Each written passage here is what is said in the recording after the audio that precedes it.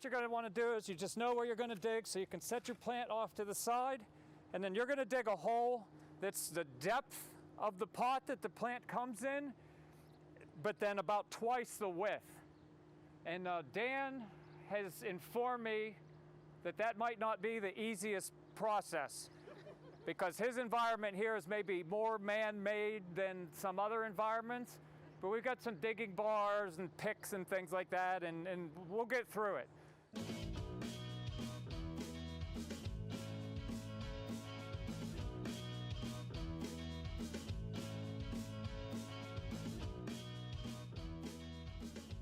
you think about like out in the woods, and you think how all the trees have their canopy and the trunks come down, but then down where they meet the ground, the trunks flare out. That's called a root flare, right? And you think about the roots that you see like above ground.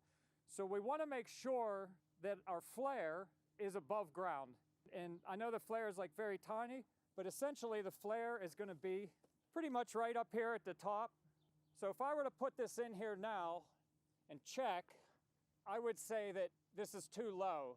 I would say that my root flare would be buried. And what that does is it causes wetness around the part of the tree that's supposed to be dry, and causes some developmental defects. So like in this scenario, I would just say that I want to just pull some more soil back in here. And then I could check again. And to me, that looks pretty good. I mean, I got the top of my pot and my flare just right up to the top there.